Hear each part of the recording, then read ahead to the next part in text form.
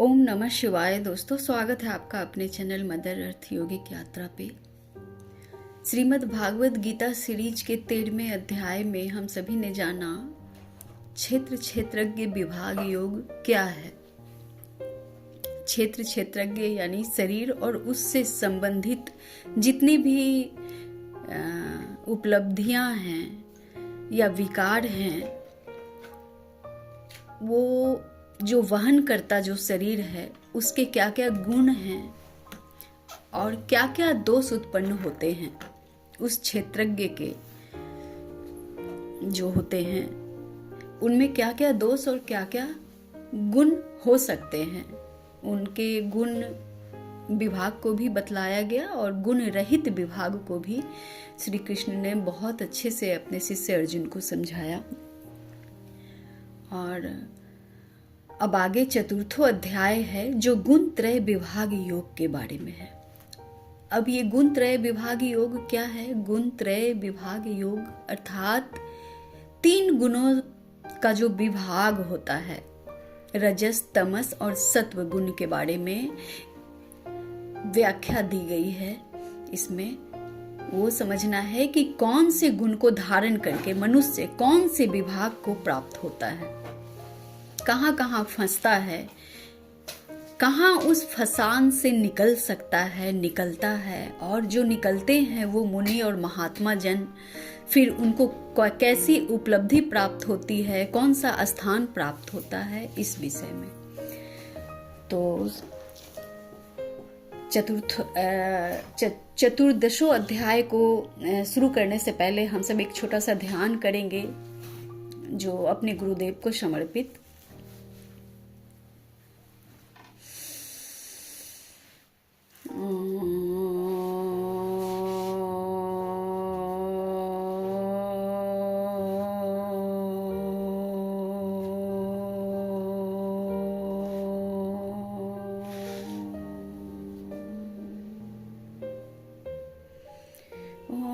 परम तत्वाय गुरुदेवाय मम सर्वेश्वराय शाम्ब सदा शिवाय नमः शिवाय। गुरु ब्रह्मा गुरु विष्णु गुरुदेव महेश्वर, गुरु साक्षात् परब्रह्म तस्मै श्री गुरुवे नमः।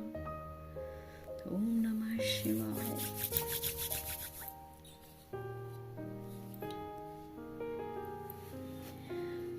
तो आज हम लोग गुण त्रय विभाग योग के साथ चलते हैं, जो 3 गुणों के विभाग को, विभाजन को, जो 3 गुण जो हैं रजस, तमस और सत्व गुण, उनके विभाग को, उनके विभाग के गुण को इसमें बतलाया गया है। श्री कृष्ण ने ज्ञान दिया है श्रीमद् भागवत गीता में।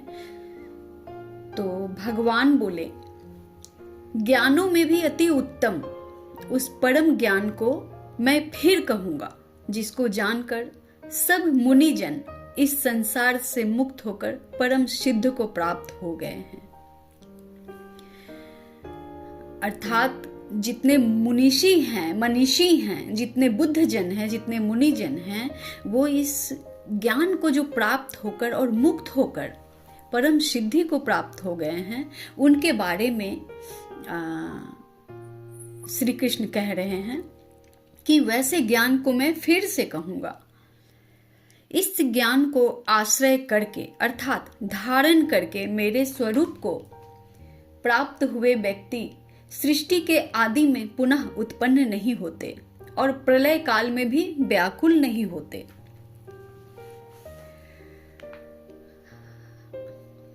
हे अर्जुन, मेरी महत ब्रह्म रूप मूल प्रकृति संपूर्ण भूतों की योनि है, अर्थात गर्भाधान का स्थान है। अब यहाँ ब्रह्म बोल रहे हैं, कृष्ण बोल रहे हैं कि मेरी जो ब्रह्म रूप मूल प्रकृति है वो संपूर्ण भूतों की योनि है, अर्थात गर्भाधान का स्थान है। मतलब भगवान जब गर्भाधान करते हैं, उस ब्रह्म जो हैं वो जब गर्भाधान करते हैं तो उस गर्भाधान, उस योनि में जो है चेतन समुदाय रूप गर्भ को स्थापित करते हैं। जो चेतना, जिनकी चेतना विकसित है, उस चेतना को अपने गर्भ में स्थापित करते हैं। और उस जड़ चेतन के संयोग से सब भूतों की उत्पत्ति होती है। और उस जड़ और चेतन, चेतन क्या है? चेतन ब्रह्म है और जड़ ब्रह्म है और चेतन प्रकृति है। तो जड़ और चेतन के संयोग से सब भूतों की उत्पत्ति होती है। हे अर्जुन, नाना प्रकार की सब योनियों में जितनी मूर्तियां अर्थात शरीरधारी प्राणी उत्पन्न होते हैं, प्रकृति तो उन सबकी गर्भ धारण करने वाली माता है और मैं बीज को स्थापन करने वाला पिता हूं। अर्थात जितनी भी योनियां जन्म लेती हैं, जितनी भी योनियां जन्म लेती हैं, शरीरधारी जितने भी प्राणी होते हैं, और ये प्रकृति जो है उन सब के गर्भ धारण करने वाली माता है। ये धरती माता जो है, इस पृथ्वी माता, वो सबके गर्भ को, सबके बीज को अपने गर्भ में धारण करती हैं, सभी आत्माओं के बीज को, चाहे वो पेड़ पौधे हो, चाहे वो मनुष्य हो, चाहे वो जानवर हो, सबके गर्भ का धारण माँ पृथ्वी करती है। और बोलते हैं कि मैं बीज को स्थापन करने वाला पिता हूं, अर्थात मैं बीज स्थापित करता हूं, बीज डालता हूं। हे अर्जुन, सत्व गुण, रजोगुण और तमोगुण, ये प्रकृति से उत्पन्न तीनों गुण अविनाशी जीवात्मा को शरीर से में बांधते हैं।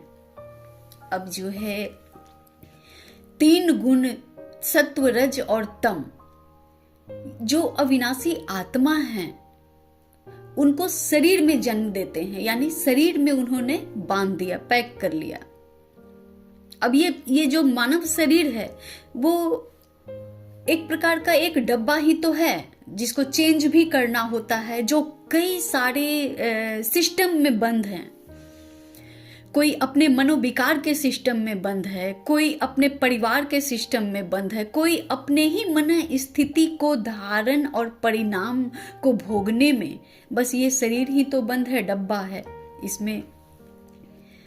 तो यही कह रहे हैं कि ये प्रकृति से उत्पन्न तीन गुण जो है अविनाशी जीवात्मा को शरीर में बांधते हैं। एक शरीर जब जन्म लेता है तो वो अपनी प्रकृति के साथ जन्म लेता है। आगे कहते हैं, हे निष्पाप, उन तीन गुणों में सत्व गुण तो निर्मल होने के कारण प्रकाश करने वाला और विकार रहित है। वह सुख के संबंध से और ज्ञान के संबंध से, अर्थात उसके अभिमान से बांधता है ना। तीन गुण जो है सत्व, तीन गुणों में जो सत्व गुण हैं, जो प्रधान सत्वगुण होते हैं, वो निर्मल होने के कारण प्रकाश करने वाला और विकार रहित है, वो विकार में नहीं आता। और वो सुख के संबंध से और ज्ञान के संबंध से, अर्थात उसके अभिमान से बांधता है, उसके ही संयोजन से ज्ञान और सुख के संबंध से उसके ही संयोजन में बंधता है। वैसी आत्मा उसी संयोजन में बंधती है। हे अर्जुन, राग रूप रजोगुण को कामना और आसक्ति से उत्पन्न जान। अब राग रूप जो है वो कामना है। राग रूप क्या, राग क्या है? राग मतलब लस्ट, कनेक्ट हो जाना, कहीं कनेक्ट हो जाना। तो राग रूप रजोगुण को कामना और आसक्ति से उत्पन्न जान, मतलब ये एक लस्टफुल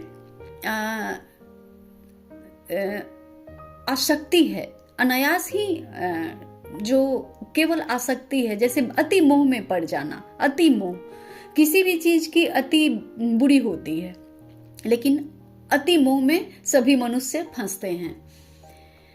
तो कई बार माँ फंसती है, कई बार पिता फंसते हैं, कई बार बच्चे फंसते हैं, कई बार बहुत सारे संबंध जो अति मोह में फंसकर बहुत बड़े बड़े कार्य का बंधन स्वीकार करते हैं और फिर उस कार्य के बंधन को करने में ही उनका जीवन पूरा चला जाता है।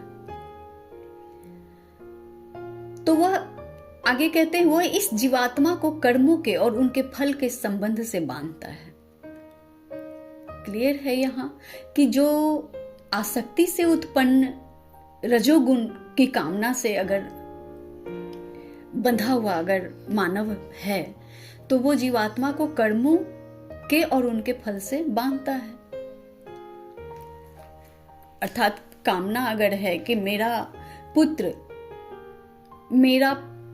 मेरी पत्नी मुझे सुख देवे, मेरे परिवारजन सुख देवे, मेरे संबंधी सुख देवे, समाज जन सुख देवे, मैं जहाँ काम करता हूँ वहाँ सिर्फ सैलरी लेने के लिए जो काम करते हैं, इसका मतलब उसके परिणाम भी वैसे ही होते हैं, लस्ट वाले ही होते हैं। तो ये जो है कर्म और उनके फल के संबंध से बांध देता है, जो रजोगुण होते हैं। मतलब लस्टफुल डिजायर के साथ अगर कोई काम किया जाए तो वो जैसा कार्य होगा वैसा ही उसके परिणाम होंगे। आगे कहते हैं श्री कृष्ण, हे अर्जुन, सब देहाभिमानियों को मोहित करने वाले तमोगुण को तो अज्ञान से उत्पन्न जान। वह इस जीवात्मा को प्रमाद, आलस्य और निद्रा से बांधता है। अर्थात जो तमोगुण है, जो अंधकार स्वरूप जो गुण होता है, वो सभी देहाभिमानियों को मोहित करने वाला होता है ना। वो भ्रम में फंसे रहते हैं क्योंकि वो आलस्य और प्रमाद और निद्रा हावी होगी वैसे लोगों पे। आलस्य होगा, किसी कार्य जो जरूरी कार्य हैं उनको भी टालते जाएंगे। प्रमाद, सुख में रहना, भूख खूब अधिक खाना खाना, इन सब के द्वारा वैसे जीवात्मा बंधते हैं तमोगुण वाले। आगे कहते हैं श्री कृष्ण, हे अर्जुन, सत्वगुण सुख में लगता है और रजोगुण कर्म में तथा तमोगुण तो ज्ञान को ढककर प्रमाद में भी लगाता है। सत्वगुण क्या चीज में लगता है? सत्वगुण सुख में लगता है। सत्वगुणी जो होते हैं वो सुख में लगते हैं, अपने भी सुख में और दूसरे को भी सुख पहुंचे उसमें भी। और रजोगुण जो होते हैं वो कर्म में बंधते हैं, क्योंकि गिव एंड टेक की स्थिति होती है ना। इस काम का रिजल्ट ऐसा आना चाहिए और उस रिजल्ट के फल के लिए वो उस गुण से बंधे रहते हैं, तो वो रजोगुण हो गया। और तमोगुण जो होते हैं वो तो ज्ञान ही को ढककर प्रमाद में लगा देते हैं, वो आलस्य में, निद्रा में, भोग में, प्रमाद में। आगे कहते हैं, हे अर्जुन, रजोगुण और तमोगुण को दबाकर सत्वगुण और तमोगुण को दबाकर रजोगुण, वैसे ही सत्वगुण और रजोगुण को दबाकर तमोगुण होता है, अर्थात बढ़ता है। अब यहाँ ये भी बात है कि जो सत्वगुण देहधारी अगर है कोई, तो उनके साथ जो है रजोगुण और तमोगुण जो अगर दब गया, सत्वगुण अगर देहधारी है तो तमोगुण और रजोगुण वैसे ही सत्वगुण और रजोगुण को दबाकर तमोगुण होता है ना। सत्वगुण रजोगुण अगर बन जाए, उसका संयोग अगर बन जाए, तो दोनों चीज काम एक साथ करेगा। मतलब कि वो जैसे एक ही चीज हो गया ना, कि जैसे अंधकार से प्रकाश छन कर आ रहा है, पूर्ण प्रकाश नहीं आ रहा है। अगर पूर्ण प्रकाश पाना हो तो वैसा कॉम्बिनेशन अच्छा होता है जो सत्वगुण मिल जाए। तो सत्वगुण और रजोगुण मिलते हैं या सत्वगुण तमोगुण मिलते हैं तो उनका रिजल्ट ठीक उसी प्रकार होगा जैसे कि किसी जालीदार खिड़की से रोशनी जो आ तो रही है पर छन छन कर आ रही है, वो पूर्णतः रोशन नहीं हो पा रहा। कोई भी सिचुएशन, कोई भी क्रिएटिव सिचुएशन जो होते हैं उनके अंदर काम करना, तो वैसे ही सत्वगुण और तमोगुण को दबाकर रजोगुण होते हैं। सत्वगुण और तमोगुण को अगर दबा दिया जाए तो रजोगुण, और वैसे ही सत्वगुण और रजोगुण को दबाकर तमोगुण होता है, अर्थात बढ़ता ही चला जाता है। अगर सत्वगुण अपने गुण को हावी नहीं कर पाया, और सत्वगुण क्या है? सत्वगुण अपने आप में सत्व है, उसके आगे कोई गुण चलता ही नहीं, तो हमेशा लड़ाई तो होगी ना नेगेटिव और पॉजिटिव में। तमोगुण जो है अंधकार, आलस्य, प्रमाद है, और रजोगुण जो है वो लस्ट है, डिजायर है। और सत्वगुण से जब कॉम्बिनेशन इसका होगा तो वहां पे क्या होगा? वहां पे कोई प्रकाश नहीं होगी, वहां पे कोई नई स्टार्टिंग नहीं होगी।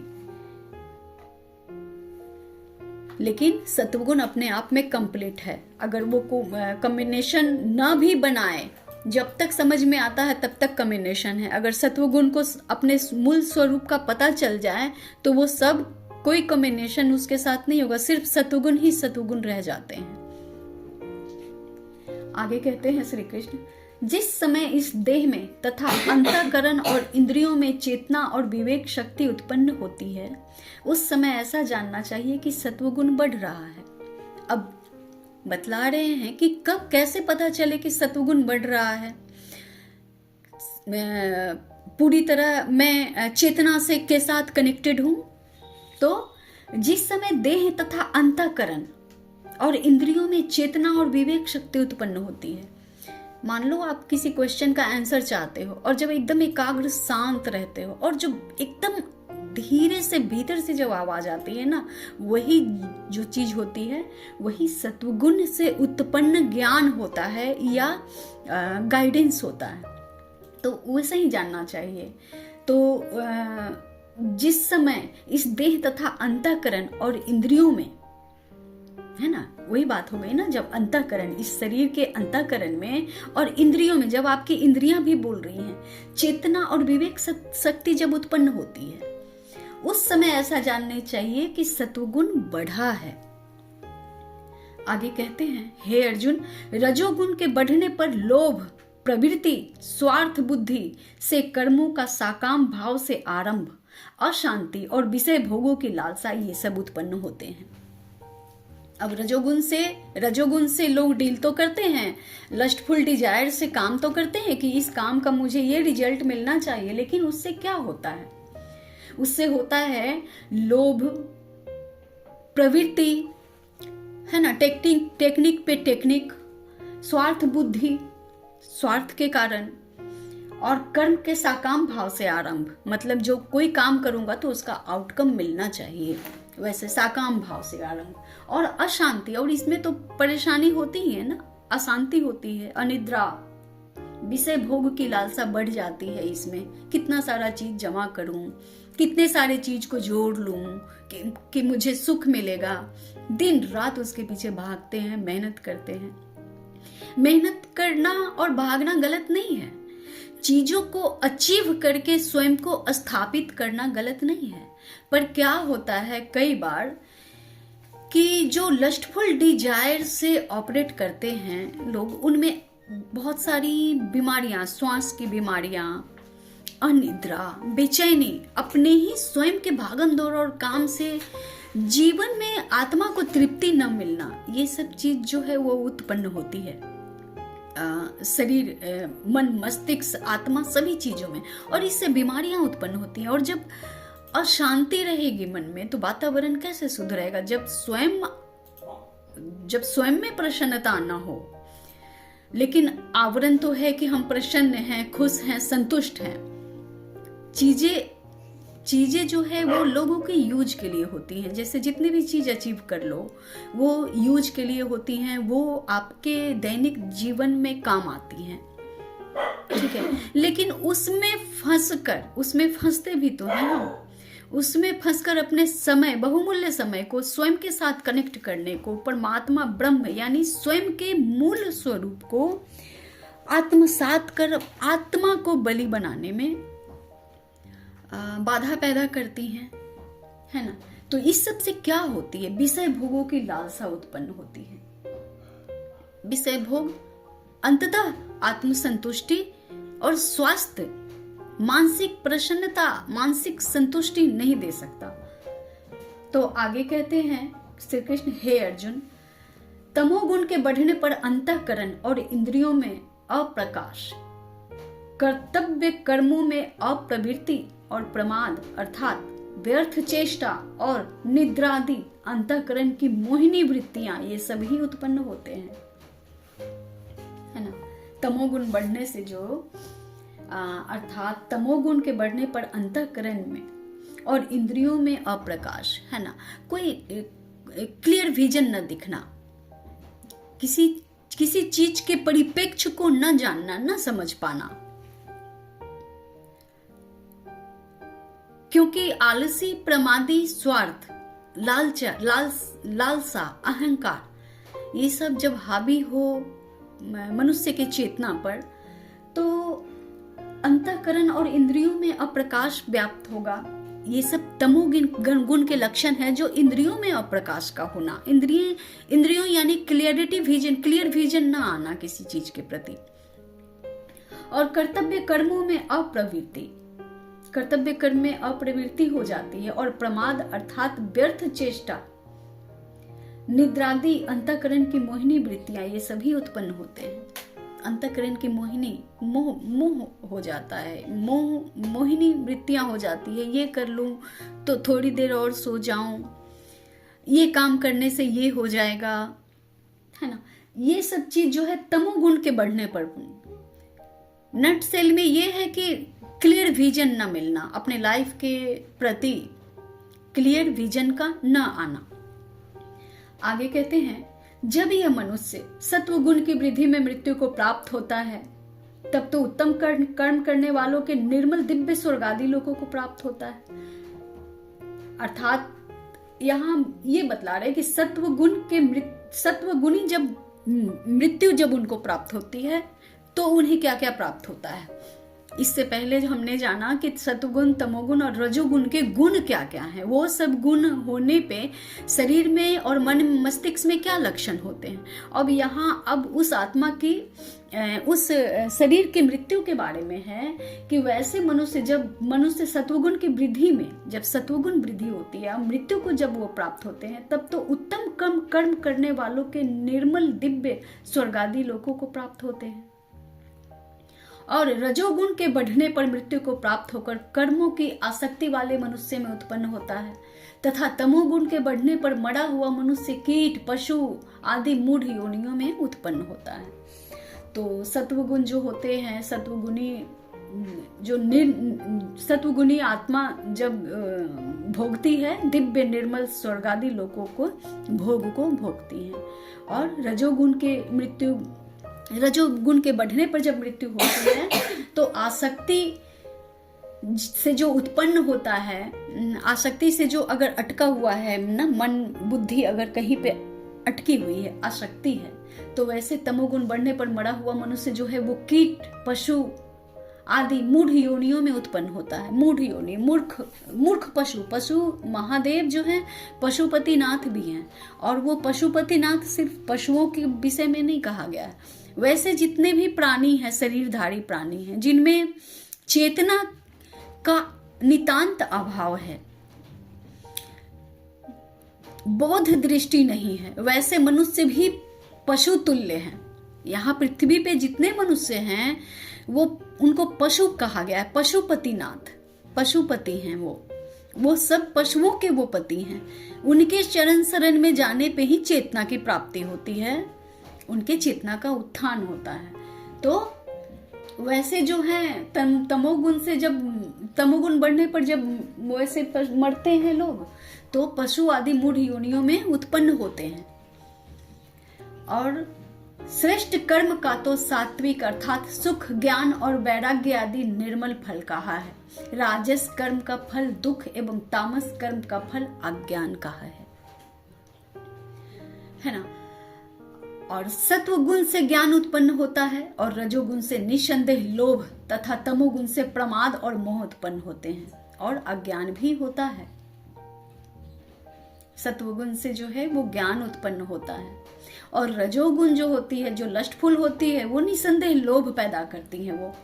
और तमोगुण से जो उत्पन्न होता है, शरीर में जो इंद्रियाएं पैदा करती हैं, वो मोह, प्रमाद और अज्ञान भी पैदा करती हैं। आगे कहते हैं, सत्व गुण में स्थित पुरुष स्वर्गादि उच्च लोकों को जाते हैं। रजोगुण में स्थित राजस पुरुष मध्य में अर्थात मनुष्य लोक में ही रहते हैं, और तमोगुण के कार्य रूप निद्रा, प्रमाद और आलस्य आदि में स्थित तामस पुरुष अधोगति को अर्थात कीट, पशु आदि नीच योनियों को तथा नरकों को प्राप्त होते हैं। जिस समय दृष्टा तीनों गुणों के अतिरिक्त अन्य किसी को करता नहीं देखता, जिस समय दृष्टा तीनों गुणों के अतिरिक्त अन्य किसी को करता नहीं देखता, और तीनों गुणों से अत्यंत परे सच्चिदानंद घन स्वरूप मुझ परमात्मा को तत्व से जानता है, उस समय वह मेरे स्वरूप को प्राप्त होता है। अर्थात ये जो रजस गुण, तमस गुण और सत्व गुण है, सत्व गुण वाले भी जो है वो उच्च लोकों में जाकर जो स्वर्ग आदि वाले सुख को भोगते हैं, है ना। जितने भी राजा प्रवृत्ति के इंद्र की सभा क्या है, वहां पे स्वर्ग आदि का सुख है। स्वर्ग के देवता कौन है? इंद्र हैं। तो वहां भी उच्च आत्मा जो जाकर वो सुख को भोगती हैं, लेकिन परंतु उसके बाद भी फिर पुनः पुनः उन्हें धरती पे फिर जन्म लेना पड़ता है। और रजोगुण वाली आत्माएं हैं, वो फिर से पुनः उस चीज को पूरा करने आती हैं जहां उनकी जो है लस्ट, डिजायर जो है अटक गई थी, रुक गई, या किसी से मोह उत्पन्न हो गया, क्योंकि रजोगुण भी मोह उत्पन्न करती है। मोह से ही फिर से जन्म मिलता है मनुष्य योनि में। और तमोगुण है वो तो अंधकार का ही गुण है, क्योंकि उनमें बिल्कुल चेतना नहीं है, ना वो मनुष्य हैं, ना वो सत्व गुण, उनको उनके अंदर थोड़ा भी प्रकाश है उनके अंदर सत्व गुण का। लेकिन इन तीनों गुणों से परे के बारे में जब भगवान बोलते हैं कि इन तीनों गुणों से भी परे जो होते हैं, जिस समय दृष्टा इन तीनों गुणों के अतिरिक्त अन्य किसी को करता नहीं देखता। वो नहीं देखते कि जिनको मैं स्वर्ग भोगूंगा, मैं फिर से जन्म लूंगा, या मुझे जो कीट पतंग जानवर होते हैं, पशु पक्षी होते हैं, ये सब तीनों गुणों से ऊपर जो गुण होता है, वो अत्यंत परे जो गुण होते हैं, वो सच्चिदानंद घन स्वरूप उनको कहा जाता है। और वो मुझ परमात्मा को तत्व से जानते हैं। अब तीनों गुणों के परे भी सत्वरज तम, ये जो त्रिगुणात्मिका शक्ति की जो संसार है, उस गुणों से भी परे हैं वो जो तत्व से भगवान को जो जानते हैं, भगवान को, ब्रह्म को, वो उस समय मेरे स्वरूप को प्राप्त होता है। फिर वो भगवान ही है। अब जो तत्ववेत्ता, तत्वज्ञानी हैं, वो भगवान ही है, वो ब्रह्म में लय हो जाने वाले हैं। उन्हें फिर नहीं आना होता। वैसे लोग फिर नहीं आते हैं इस धरती पे, न सुख को भोगने, न किसी के बाकी बकाया को चुकाने, और न अंधकार में जीने, किसी चीज को बाकी रख के, है ना। क्योंकि उनकी इच्छा स्वर्ग को भी नकार देती है, स्वर्ग के सुख को भी नकार देती है। तो वो लय हो जाते हैं ब्रह्म में, वो उस परम ब्रह्म चेतना में स्वयं को पिघला कर बहा देते हैं, यानी वो स्वयं सच्चिदानंद स्वरूप हो जाते हैं। यहाँ श्री कृष्ण ने स्वयं अपने मुख से कहा है कि मुझ परमात्मा को जो तत्व से जानता है, उस समय वो मेरे स्वरूप को प्राप्त होता है ना। तत्व क्या है? जल का, अग्नि का, पंच तत्व से बने इस शरीर को जब हम जान जाते हैं तो तत्वों के स्वभाव को जानते हैं, और तत्वों के स्वभाव को जानकर तत्वों के साथ लय हो जाते हैं, है ना। फिर वो तूफान के विपरीत दिशा में नहीं भागते हैं। ये नहीं कि मुझे इस तूफान को रोक देना है, मैं इस पानी के बहाव के विपरीत दिशा में जाऊंगा, भागूंगा, मैं चीर कर निकल ये सब कुछ नहीं। तत्वों के स्वरूप को जानने वाले तत्वों के साथ चलते हैं, उन्हें वो लय हो जाते हैं उनमें, तो वो उन ब्रह्म के स्वरूप को प्राप्त होते हैं। आगे कहते हैं, यह पुरुष शरीर की उत्पत्ति के कारण रूप इन तीन गुणों के उल्लंघन करके जन्म, मृत्यु, वृद्धावस्था और सब प्रकार के दुखों से मुक्त हुआ मनुष्य परमानंद को प्राप्त होता है। अब जो तत्ववेत्ता हैं, अब उनके बारे में कहा गया है कि ये पुरुष शरीर की उत्पत्ति जो है, उसके कारण रूप जो ये तीनों गुणों हैं, तीन गुण सत्व, रज और तम, इन सभी का उल्लंघन करके जन्म, मृत्यु, वृद्धावस्था और सब प्रकार के दुखों से मुक्त हुआ मनुष्य जो है, वो परमानंद को प्राप्त होता है। हो भी कैसे नहीं, वो तो तत्व के साथ चलते हैं ना, पंच तत्वों के साथ चल के वो परम चेतना तक पहुंच जाते हैं, तो वो परमानंद में ही हमेशा रहते हैं। वो तो करने के लिए होता है, परिवार में रहना, और जो जैसा डील करे, जो जैसा कहा जाता है ना, जो जिस प्रकार का देवता है उसका स्वागत उसी तरह करना, और चीज़ों को समझना। जैसे श्री कृष्ण हैं, वो पूरे महाभारत की कथा में, गीता में क्या किए, वो लीन होके, ब्रह्म तो स्वयं थे, वो तो विलीन तो नहीं हो गए।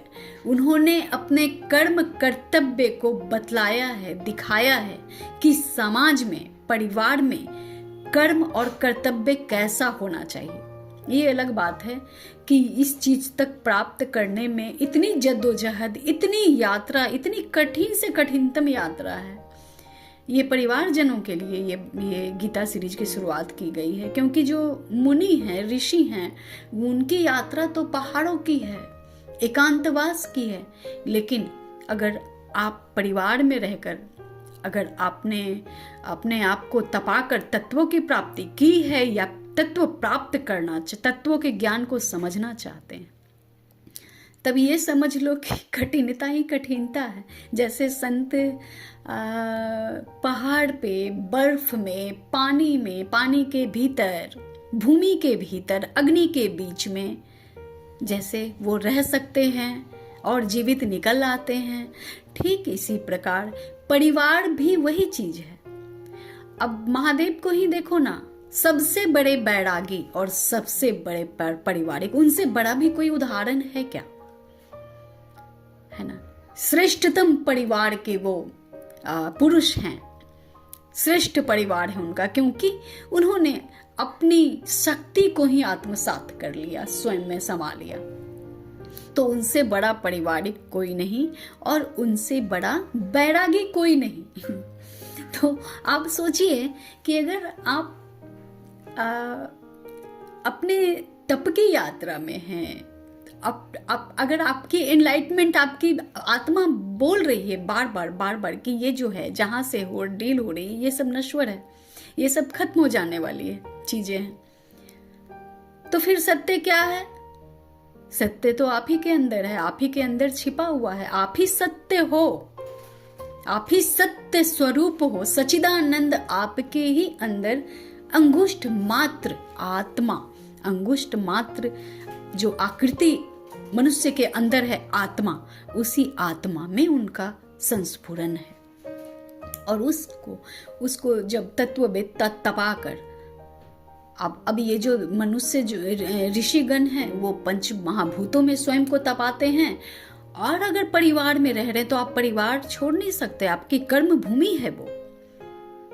कर्म भूमि से कर्म के साथ कर्म को कंप्लीट करके निकलना ही मोक्ष, मुक्ति तो ये अलग बात है। आप मोक्ष प्राप्त कर सकते हैं, उसमें मुक्ति पा सकते हैं, अपने आत्मा को उस सच्चिदानंद स्वरूप में लय कर सकते हैं। लेकिन शरीर रह जाता है ना, फिर शरीर रह जाता है तो उसे कर्म करने दो, अपने मन को, अपनी चेतना को उस परम चेतना से जोड़े रखो। जब जैसे जैसे सिचुएशन सामने आएंगी, वैसे वैसे उस सिचुएशन का सामना करो, कोई दिक्कत नहीं है। ऐसा थोड़ी है कि नाराज नहीं होते हैं, गुस्सा नहीं होते हैं, तब बहुत सारी चीजें होती हैं, क्योंकि आप तप के स्थान पे हो ना, आपको स्वयं को तपाना है, धारण करना है ना। सामने आपको दूसरे को नहीं सुधारना है, स्वयं को सुधारना है। सुधार भी लिया, तत्व ज्ञान को प्राप्त भी हो गए, तब तो सारा झमेला ही दूर है। लेकिन शरीर है, आप उससे जुड़े, आप भाग नहीं सकते। आप रण को छोड़, रणछोड़ जो है वो कृष्ण बन सकते हैं, रणछोड़ भी बनते हैं वो। तो कई बार आप रहते हुए भी रणछोड़ बन जाते हैं, तो कोई दिक्कत नहीं है, चलता रहता है ये सब। आगे कहते हैं श्री कृष्ण कि वृद्धा, जो पुरुष शरीर की उत्पत्ति के कारण रूप इन 3 गुणों के उल्लंघन करके, इन तीनों गुणों का भी जो उल्लंघन कर जाते हैं ना, रजस तमस और सत्व, इन तीनों गुणों का जो उल्लंघन कर जाते हैं, उनको जन्म मृत्यु वृद्धा अवस्था और सब प्रकार के दुखों से मुक्त हुआ मनुष्य परमानंद को प्राप्त होता है। आगे कहते हैं अर्जुन बोले, तब अब अर्जुन बोलते हैं। अर्जुन का क्या होता है? प्रश्न होता है। तो अर्जुन प्रश्न करते हैं इन 3 गुणों से अतीत व्यक्ति किन किन लक्षणों से युक्त होता है और किस प्रकार के आचरणों वाला होता है, तथा हे प्रभु, मनुष्य जिस उपाय से इन गुणों को से अतीत होता है, इन तीनों मनुष्य किस उपाय से इन तीनों गुणों से अतीत होता है। कितना अच्छा प्रश्न है कि इन 3 गुणों से अतीत जो व्यक्ति किन किन लक्षणों से युक्त होता है, कैसे पहचानेंगे हम, जो कैसे हम करें इस चीज को, कैसे मैं करूं, कैसे अतीत होता है इन 3 गुणों से, इन तीनों गुणों से परे कैसे जाते हैं, और अगर परे जाते हैं तो पहचान में कैसे आएंगे वो, है ना। तो क्या और किस प्रकार आचरण करते हैं वैसे लोग, कौन लोग जो तीनों गुणों से परे जा चुके हैं, यानी सत्व रज तम गुण से ऊपर तत्ववेत्ता। तो भगवान बोले, हे अर्जुन, जो व्यक्ति सत्व गुण के कार्य रूप प्रकाश को और रजोगुण के कार्य रूप प्रवृत्ति को तथा तमोगुण के कार्य रूप मोह को भी न हो, तो प्रवृत्त होने पर उनसे द्वेष करता है और निवृत्त होने पर उसकी आकांक्षा करता है। अर्थात जो व्यक्ति सत्वगुण के कार्य रूप प्रकाश को जो सत्वगुण करते हैं, है ना, स्वयं उस प्रकाश को जो धारण करता है, धारण ही नहीं करता, उसके कर्म उसके कर्तव्य में जो दिखते हैं, और जो रजोगुण गुण के कार्य रूप प्रवृत्ति को और तमोगुण के कार्य रूप मोह को भी न हो, तो प्रवृत्त होने पर उनसे द्वेष करता है ना। अब इन तीनों गुण में लस्ट न रहते हुए भी इन तीनों गुणों से उनको कोई मतलब नहीं होता। वैसे लोग जो होते हैं, जो 3 गुणों से अतीत होते हैं, तत्ववेत्ता होते हैं, वो इन तीनों गुणों से उनकी कोई प्रवृत्ति, इन तीनों गुणों से उनको कोई मतलब ही नहीं होता, न सत्व से होता, न रजस से होता, न तमस से होता। तीनों गुणों से उनको कोई मतलब नहीं होता तत्ववेत्ता को। बहुत सज्जन दिखेंगे, वो भी नहीं है, बहुत सलीके वाले दिखेंगे, आपके अनुरूप दिखेंगे, बहुत सुंदर सुंदर सत्व गुण से संपन्न आपको दिखेंगे, वो भी बात नहीं है ना। रजस राजसी भोग वाले या इस काम को तत्परता से करने वाले होंगे और उसके आउटकम चाहने वाले होंगे, वो भी बात नहीं होगी। और वो मूड और आलस से प्रमाद में भी होंगे, ऐसी भी बात नहीं है, वो तीनों गुणों से ऊपर होंगे। जो साक्षी को सदृश स्थित हुआ गुणों के द्वारा विचलित नहीं किया जा सकता और गुण ही गुणों में बरतते हैं, ऐसा समझता हुआ जो परमात्मा में एकात्म भाव से स्थित रहता है एवं उस स्थिति से कभी विचलित नहीं होता। तो अब इसके भाग भी एक भाग में और बनाना चाहूं क्या, या इसे आज खत्म कर दूं? बहुत वीडियो लंबी हो जाएगी दोस्तों, तो मैं इसे आज यहीं पे खत्म करती हूँ और चतुर्दश अध्याय यानी 14वें अध्याय की मैं दूसरे एपिसोड पे आप लोगों से मिलती हूँ। तब तक आप सभी पे परमात्मा की असीम कृपा दृष्टि सदा बनी रहे और आप सब परमात्मा में लीन होकर सदा प्रसन्न रहें। ओम नमः शिवाय।